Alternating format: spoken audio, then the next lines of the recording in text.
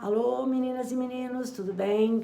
Hoje é a história da mitologia grega e vou falar sobre o mito da hospitalidade e conta a história de Baucis e Filemon, um casal de idosos gregos, tá?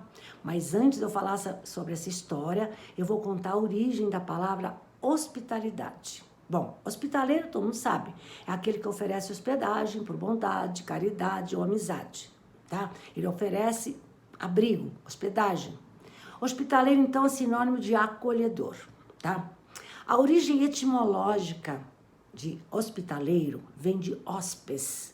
Hóspes quer dizer convidado, que vai dar origem a várias palavras, como hospitalidade, hospitaleiro, hospital e hospício. Então, vou contar uma de cada. Hospital. Hospital também se origina da palavra hospes, do latim, que quer dizer convidado. Hospitalis era uma casa de hóspedes no início, mas com o tempo passou a ser o lugar onde são tratadas as pessoas doentes ou acidentadas, só com o tempo. A existência e construção de hospitais, como são hoje, surgiu depois da Idade Antiga ou Antiguidade, porque nesse período, na Idade Antiga, não havia nada semelhante ao que se conhece hoje como hospital, tá? Agora eu vou dar uma parte aqui. Quando que aconteceu a Antiguidade e a Idade Antiga? Vocês sabem que os historiadores, para melhor entendimento da história, dividem em fases, em períodos. Então, vocês aprenderam. A primeira fase é a pré-história, o homem não escrevia, tá? A gente sabe que existe, mas não tem nada escrito, né? Então, eu até falava nas minhas aulas que a pré-história é como se fosse a criança na barriga da mãe. A gente sabe que ela existe, mas ainda não tem uma história, tá? Bom, então a antiguidade vai... Qual foi o período da antiguidade? Vai desde a descoberta da escrita, mais ou menos 4.000, 3.500 a.C., até 476 depois de Cristo, quando Roma, o Império Romano do Ocidente, é derrubado pelos bárbaros, tá? Então, nesse período, na antiguidade, foi quando surgiu a escrita e quando surgiram os primeiros povos civilizados, tá? Antes da invenção da escrita, os historiadores deram um nome, como eu falei, pré-história, não tinha nada escrito. Mas voltando para a palavra latina hospes, que quer dizer convidado, que vai dar origem hospitaleiro, hospital, hospício e outras palavras mais. Hospício também se origina de hóspede convidado, porque os primeiros hospícios eram as casas onde se hospedavam pessoas doentes, crianças e velhos abandonados.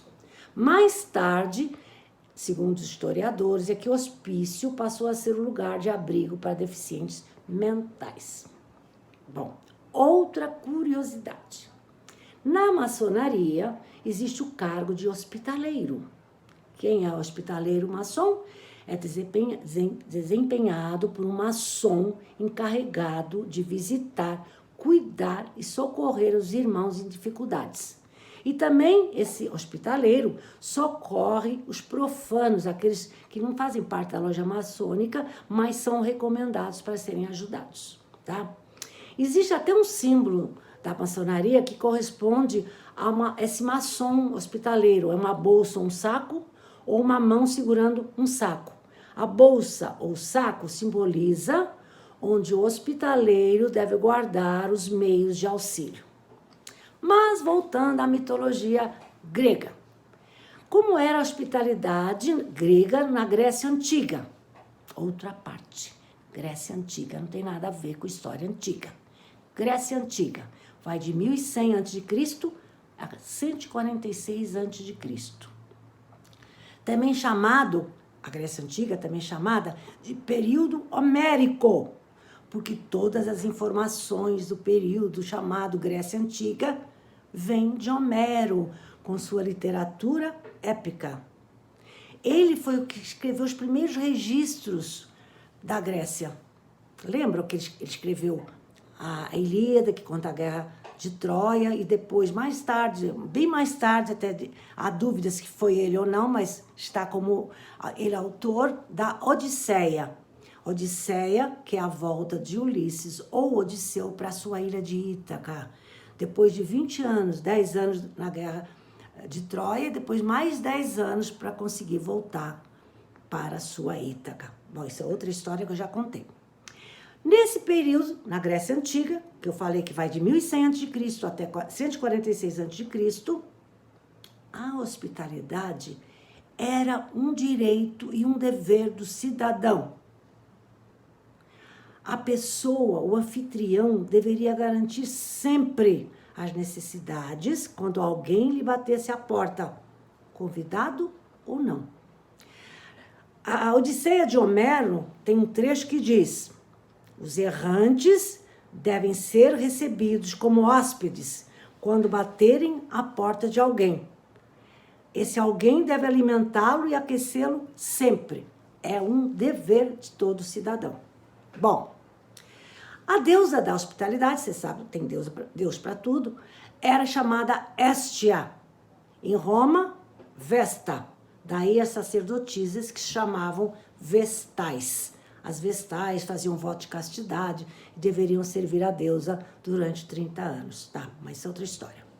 Na história da mitologia, que aborda o tema hospitalidade, como eu falei, é a história de Baucis e Filemon, que eu vou contar agora.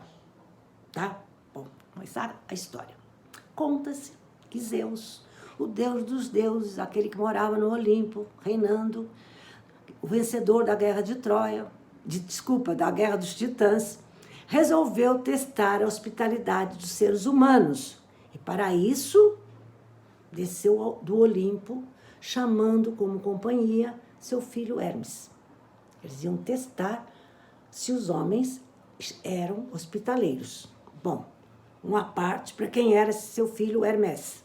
Hermes é o deus mensageiro, aquele que tem asinhas nas sandálias, que levava as mensagens, tá? Também era um deus olímpico. E quem era a mãe dele? Ele era filho de Zeus, os Hermes, e de Maia. Ó, quem era Maia? Uma das 7 filhas do titã Atlas. Lembra do Atlas? Recebeu um castigo eterno de sustentar os céus para sempre? Então, a Maia era filha desse Atlas. Mas isso é outra história. Bom, Hermes então era filho de Zeus e Maia e virou deus mensageiro dos deuses, com asinhas nas sandálias. Era ele também que guiava as almas dos mortos pelo reino de Hades, tá? Bom, isso também é outra história. Em Roma, Hermes foi chamado, ou Hermes ou Hermes, foi chamado de Mercúrio. Quando vocês ouvirem falar do deus Mercúrio, já sabem que é Hermes, tá? Bom, então, voltando à história. Zeus chamou Hermes para acompanhá-lo à terra, para que fosse com ele testar a hospitalidade dos homens. Mas falou, vamos disfarçados, não vamos como deuses, tá? Ele deixaria seus raios e o Hermes deixaria suas asinhas lá no Olimpo. Enfim, disfarçados de mortais, chegaram à terra, despejados de todos os seus aparatos divinos. Eram disfarçados de viajantes humildes e pobres, quase como mendigos. E os dois caminharam por muitos e muitos caminhos, durante muito e muito tempo, até encontrarem uma grande e bonita casa. Bateram a porta e pediram ajuda. Disseram ser pobres, que vinham de longe, que necessitavam de algo para comer e beber, e um lugar para repousar. Mas a senhora que os recebeu os despachou com rudeza, sendo extremamente grosseira, quase batendo a porta na cara deles. E assim continuaram a caminhada. E das 1000 casas que tentaram abrigo, as 1000 casas lhes viraram as costas.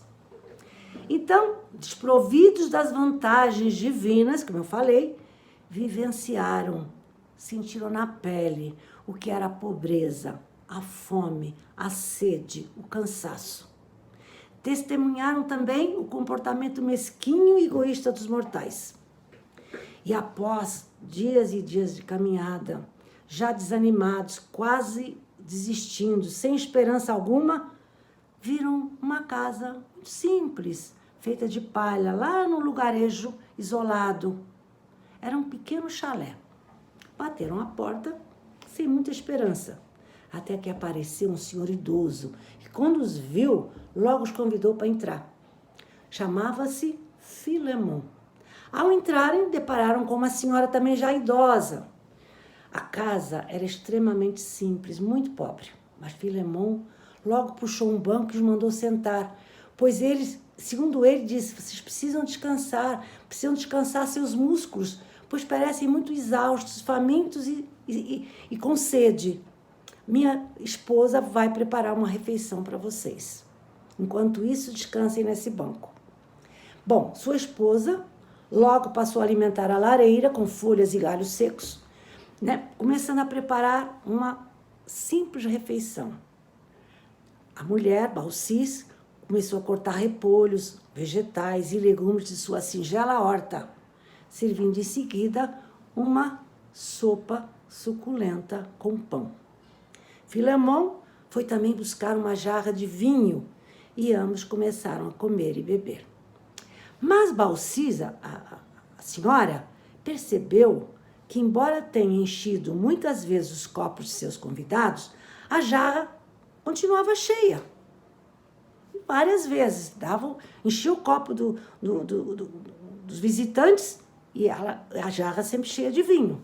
Foi então que, um olhando para o outro, perceberam que eles eram deuses. O casal de idosos então se ajoelhou, levantou as mãos em súplica e imploraram indulgência, perdão por seu lar ser tão simples e pela parca refeição. Imploraram que esperassem, que eles iriam matar seu único ganso e prepararam uma refeição digna dos deuses. Zeus não deixou matar o ganso, mas pediu que os acompanhassem. O casal deixou o local, acompanhado de Zeus e de Hermes, mas foram subindo uma montanha até chegarem no cume.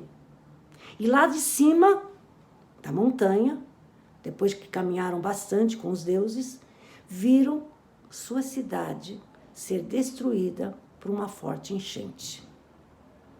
E depois, quando a enchente parou, destruiu tudo, viram que sua casa fora transformada num lindo templo.